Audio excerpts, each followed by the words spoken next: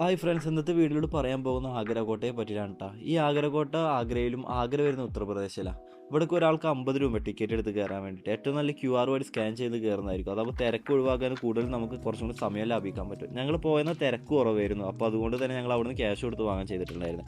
കേരളത്തിൽ നിന്ന് തന്നെ ഒരുപാട് ആളുകൾ ഈ ആഗ്ര കോട്ട കാണാൻ വന്നിട്ടുണ്ടായിരുന്നു. പിന്നെ കോളേജിൽ നിന്ന് ട്രിപ്പൊക്കെ ആയിട്ട് പാക്കേജ് ലെവലും അല്ലാതെയും ഒരുപാട് ആളുകൾ കേരളത്തിൻ്റെ ഉള്ളിൽ നിന്ന് തന്നെ വന്നിട്ടുണ്ട്. അതിന് പുറമെ പിന്നെ കേരളത്തിൻ്റെ പുറത്ത്, അതായത് ഇന്ത്യക്ക് പുറത്തു നിന്നൊക്കെ ഒരുപാട് ആളുകൾ ഇവിടെ വന്നിട്ടുണ്ട്. അവരെ വേഷവിധാനവും അതുപോലെ തന്നെ ഭാഷകളും അങ്ങനെ പല ഈ ലോകത്തെ പല സ്ഥലങ്ങളിൽ നിന്ന് ഒരുപാട് അറിയാത്ത രാജ്യങ്ങളിൽ നിന്ന് പോലും നമ്മൾ ആദ്യമായിട്ട് കേൾക്കുന്ന രാജ്യങ്ങളൊക്കെ ഉണ്ട്.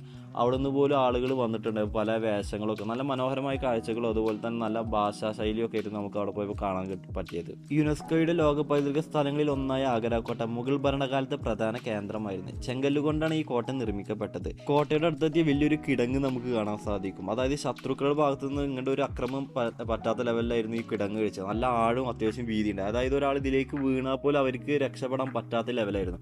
അതായത് ഈ കോട്ടയുടെ ബാക്കിൽ യമുന നദി ഒഴുകുന്നുണ്ട്. അവിടുന്ന് പല കനാൽ വഴിയും ഇതിലേക്ക് അന്നത്തെ കാലഘട്ടത്തിൽ വെള്ളം ഉപയോഗിച്ച് ഇത് എപ്പോഴും ഇങ്ങനെ ഫില്ലാക്കി വെച്ചിട്ടുണ്ടായിരുന്നു. അപ്പോൾ പെട്ടെന്ന് ഒരാൾ ശത്രുക്കൾക്ക് പോലും അങ്ങോട്ട് പ്രതിരോധിക്കാൻ പറ്റാത്ത രീതിയിലായിരുന്നു ഈ കോട്ടയുടെ നിർമ്മാണം. വളരെ മനോഹരമായ കാഴ്ചകളായിരുന്നു. ഇന്ന് ആ ഒരു സൈഡിൽ കൂടി ഒരു കനാൽ പോലെ പോകുന്നുണ്ട്, പക്ഷെ നല്ല സ്മെല്ലായിരുന്നു. അന്നത്തെ കാലഘട്ടത്തിൽ വളരെ മനോഹരമായി പ്രകൃതി ആസ്വദിച്ചുകൊണ്ടുള്ളും പിന്നെ അതുപോലെ തന്നെ വെള്ളം നിറഞ്ഞ നല്ല മനോഹരമായ ലെവലായി. ഇന്നൊക്കെ നോക്കിയാൽ വളരെ മോശപ്പെട്ട ഒരു രീതിയാണ് കേട്ടോ ആ സൈഡൊക്കെ കാണാൻ സാധിക്കുന്നത്. പിന്നെ കോട്ടയുടെ മുകളിൽ ചെറിയ ചെറിയ ഹോളുകൾ കാണാൻ പറ്റും. അതായത് ശത്രുക്കൾ വരുന്നുണ്ടെങ്കിൽ അവരെ അമ്പ് ചെയ്തിട്ടൊക്കെ ആക്രമിക്കാൻ പറ്റുന്ന രീതിയിലുള്ള വലിയ വലിയ ഹോളുകളും ചെറിയ ചെറിയ ഹോളുകളൊക്കെ നമുക്ക് കയറുന്ന ഭാഗത്തുനിന്ന് കാണാൻ പറ്റും. വലിയൊരു ഇതന്നെ കേട്ടോ ആ കോട്ടൻ്റെ ഉള്ളിലോട്ട് കയറിയാൽ തന്നെ. കാരണം ചെറിയൊരു പെട്ടെന്ന് തിരക്കുള്ള ഒരു ലെവൽ വെച്ച് നമ്മൾ അതിൻ്റെ ഉള്ളിൽ കയറാൻ പാടില്ല. ഞാനിപ്പോൾ രണ്ടാമത്തെ പ്രാവശ്യം ആഗ്രഹ വരുന്നത്. ഫസ്റ്റ് സമയം നമുക്ക് ഇതിലോട്ട് കയറാൻ പറ്റിയിട്ടുണ്ടായിരുന്നു. അപ്പോൾ എൻ്റെ ലെവലിൽ ആഗ്രഹം വന്നിട്ട് ആദ്യമായിട്ടാണ് ഞാൻ ആഗ്രാകോട്ട കയറുന്നത്. അപ്പോൾ നമ്മുടെ ടൈം അത്യാവശ്യം സ്പെൻഡ് ചെയ്യേണ്ട ഒരു സ്ഥലം തന്നെയാണ് ഈ ആഗ്രാകോട്ട എന്നുള്ളത്. ഈ കോട്ടൻ്റെ ഉള്ളിൽ നമുക്ക് കാണാൻ പറ്റിയ കുറച്ച് ഭാഗങ്ങളിൽ കുറേ ഭാഗങ്ങൾ രഹസ്യമായ കുറേ അറകളൊക്കെ ഉണ്ടാവില്ല. അതൊക്കെ എപ്പോഴും ക്ലോസ് ചെയ്തിട്ടാണ് ഇരിക്കുന്നത്. എന്തായാലും അത്യാവശ്യം ടൈം സ്പെൻഡ് ചെയ്യുമെന്ന് ഞാൻ പറഞ്ഞിട്ടുണ്ടായിരുന്നു. അത്രയും നല്ല മനോഹരമായ കാഴ്ചകൾ തന്നെയായിരുന്നു. ഇതിൽ അക്കാലത്ത് ഇതിൻ്റെ ഉള്ളിൽ വലിയ പൂന്തോട്ടവും അതുപോലെ തന്നെ പള്ളികൾ അതൊക്കെ എപ്പോഴും ആ ഒരു പേരിൽ അറിയപ്പെടുന്നുണ്ട്. പിന്നെ അതുപോലെ തന്നെ ഷാജഹാനെ തടവിലാക്കിയ സ്ഥലം, പിന്നെ അതുപോലെ തന്നെ സമ്മേളനം നടന്നതും മീറ്റിങ്ങുകൾ നടന്നതൊക്കെ സ്ഥലങ്ങൾ പ്രത്യേകമായിട്ട് മെൻഷൻ ചെയ്തിട്ടൊക്കെ വെച്ചിട്ടുണ്ട്. ഇത് നമ്മൾ ഇതിലോട്ട് കയറുമ്പോൾ നമുക്ക് അറിയുന്ന ആൾക്കാരായിട്ട് കയറാൻ നോക്കണം. അവിടെ ഗൈഡുകൾ ഉണ്ടാവും. അപ്പോൾ അവർ ഇംഗ്ലീഷ് അല്ലെങ്കിൽ ഹിന്ദിയിലും പറയുന്നുണ്ടാവും. നമുക്ക് അറിയെങ്കിൽ നമുക്ക് അവർ ആ ഗൈഡിന് മേടിക്കാം. പിന്നെ അതുപോലെ തന്നെ അവരുടെ ക്യാഷും കാര്യങ്ങളൊക്കെ ചോദിക്കണം. അല്ലെങ്കിൽ ഇപ്പം നമ്മൾ ജെമിനിനോട് ജസ്റ്റ് വീഡിയോ എടുത്ത് കാണിച്ചു കൊടുത്താൽ അവരുടെ ചരിത്രം എന്താണെന്നുള്ള ഏകദേശം പറഞ്ഞു. ഞങ്ങൾ അങ്ങനെ ആയിരുന്നു ചെയ്തിട്ടുണ്ടായിരുന്നു. അപ്പോൾ ജെമിനിനോട് ഓരോ സ്ഥലങ്ങൾ പറഞ്ഞാൽ അത് കൃത്യമായിട്ട് ഞങ്ങൾക്ക് മറുപടി തരും. കോട്ടയ്ക്കുള്ളിലോട്ട് കയറുമ്പോൾ തന്നെ ഒരുപാട് ആളുകൾ സന്ദർശനം കഴിഞ്ഞ് വരുന്നുണ്ട്. അതിൽ നമുക്ക് പെട്ടെന്ന് കേരളത്തിലെ ആൾക്കാരെ കാണാൻ പറ്റും, മനസ്സിലാവുമല്ലോ ആ ഒരു ലെവലും. പിന്നെ അത്യാവശ്യം നടക്കാനുണ്ട്. അത്യാവശ്യം ടിക്കറ്റ് എടുത്ത് കുറച്ച് ഉള്ളിലോട്ട് കയറാണ്ട് നമ്മളൊരു ജയിലിൻ്റെ ഒരു അന്തരീക്ഷം പോലെ തന്നെ. കാരണം ഇരുഭാഗത്ത് വലിയ മതിൽ ലെവൽ ലൈറ്റിലൊക്കെ ഇരുന്ന് വെച്ചിട്ടുണ്ടായിരുന്നു. അതൊക്കെ നോക്കിയാൽ ചെങ്കല്ല് കൊണ്ട് നിർമ്മിക്കപ്പെട്ട ഒരു ലെവൽ തന്നെ. നല്ല മനോഹരമായ കാഴ്ചകൾ തന്നെയാണ് അവിടെ പോയാൽ കാണാൻ പറ്റുക. അപ്പോൾ തിരക്ക് കുറവുള്ള സമയമൊക്കെ നോക്കി വരാൻ പറ്റുമോ വെച്ചാൽ ആ സമയം. ഇപ്പോൾ ഈ സമയം എന്ന് വെച്ചാൽ ഒരു സീസണിൻ്റെ ടൈമാണ്. അപ്പോൾ അതുകൊണ്ട് തന്നെ അത്യാവശ്യം ആളുകൾ വന്നിട്ടുണ്ട്. എന്തായാലും എല്ലാ സമയത്തും നല്ല അത്യാവശ്യം ആളുകൾ കേരളത്തിൻ്റെ ഉള്ളിൽ നിന്നും പുറത്തുനിന്നും ഇന്ത്യക്ക് പുറത്തുനിന്നൊക്കെ ഒരുപാട് ആളുകൾ വിസിറ്റ് ചെയ്യാൻ ഇവിടെ വരുന്നുണ്ട്. ഇങ്ങോട്ട് കവാടങ്ങൾ കടന്നു വരണുണ്ട്. അതൊക്കെ നല്ല രസമായിരുന്നു. ഇപ്പോൾ നമ്മൾ താജ്മഹൽ പോകുകയാണെങ്കിൽ അവിടെയും കവാടങ്ങൾ, ചില ഭാഗത്തൊക്കെ കവാടങ്ങൾ ഉണ്ടാവും. അപ്പോൾ ഇങ്ങോട്ട് പറഞ്ഞാൽ വിശാലമായൊരു സ്ഥലം തന്നെ ആയിട്ടാണ്. പച്ചപ്പ് വിരിച്ച സ്ഥലങ്ങളാണ്. അതിൻ്റെ ഉള്ളിലോട്ടൊന്നും കയറാൻ പറ്റില്ല. അപ്പോൾ ഇതിൻ്റെ ഉള്ളിലോട്ടാണ് കയറേണ്ടത്. ഇതിൻ്റെ സൈഡിലൊക്കെ ഒരുപാട് കാണാനുണ്ട്. ഒരുപാട് ആളുകൾ സന്ദർശനം കഴിഞ്ഞ് വരുന്നുണ്ട്.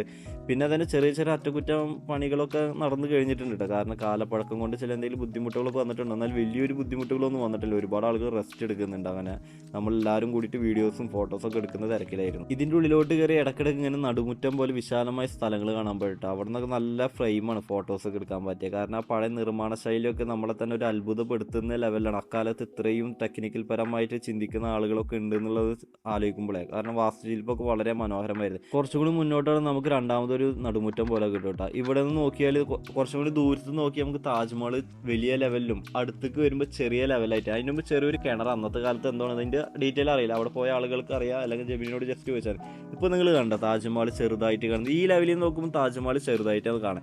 കുറച്ചുകൂടി ബാക്ക് സൈഡിൽ നിന്ന് അതിന് വലിയതായിട്ട് താജ്മഹൽ കാണാൻ പറ്റും. ഞങ്ങൾ ഏകദേശം ഒരു 3 മണി സമയത്ത് വൈകിട്ട് പോയിട്ടുണ്ട്. അപ്പോൾ തന്നെ മഞ്ഞിൻ്റെ ഒരു ലെവൽ കാണുന്നത്. ഈ സൈഡിൽ നോക്കിയാൽ താജ്മഹൽ വലിയ ലെവലായിട്ട് നമുക്ക് കാണാൻ സാധിക്കും. എന്നാൽ വിശാലമായ ഒരു നടുമുറ്റം പോലെ തന്നെ. അവിടുന്ന് കുറച്ചും കൂടി ഇറങ്ങിയാൽ പിന്നെ മാർബിൾ കൊണ്ട് അലങ്കരിച്ച കാര്യങ്ങൾ ഇവിടെ നിന്നൊക്കെ താജ്മഹൽ നമുക്ക് കാണാൻ സാധിക്കും. സാധിക്കൂട്ടെ. എൻ്റെ മുമ്പിൽ നിൽക്കുന്ന നമ്മൾ സാബിത്ത നമ്മൾ പോകുന്നത്, അവനും വീഡിയോസ് എടുക്കുന്നുണ്ട്. അപ്പോൾ ഉണ്ടോ താജ്മഹൽ അതിൻ്റെ ഇടയിലൂടെ പോകുന്ന യമുനാ നദിയൊക്കെ നമുക്ക് അവിടെ നിന്ന് കാണാൻ സാധിക്കും. ചില ആളുകൾ വിചാരം ഡൽഹിയിലാണ് താജ്മഹൽ എന്നുള്ളത്. താജ്മഹൽ ഡൽഹിയിലല്ല, ഉത്തർപ്രദേശിൽ. അതായത് നമ്മൾ കേരളത്തിൽ നിന്ന് ആഗ്രാകാണ്ട് റെയിൽവേ സ്റ്റേഷനിലേക്ക് ഇറങ്ങുക, അവിടുന്ന് ഏകദേശം ഒരു 4-5 കിലോമീറ്റർ മാറിയിട്ടാണ് നമ്മൾ ആഗ്ര കോട്ട സ്ഥിതി ചെയ്യുന്നത്. അവിടുന്ന് കുറച്ചും കൂടി മാറിയിട്ടാണ് നമ്മൾ താജ്മഹൽ വരുന്നത്. താജ്മഹലിൽ എപ്പോഴും രാവിലെ പോകാൻ നോക്കുക, പിന്നെ വൈകിട്ട് പോയാലും കുഴപ്പമില്ല, രാവിലെ ആകുമ്പോൾ തിരക്ക് കുറവാണ്. അപ്പോൾ നമുക്ക് നല്ല വിശാലമായി ഫോട്ടോസൊക്കെ എടുക്കാൻ പറ്റും.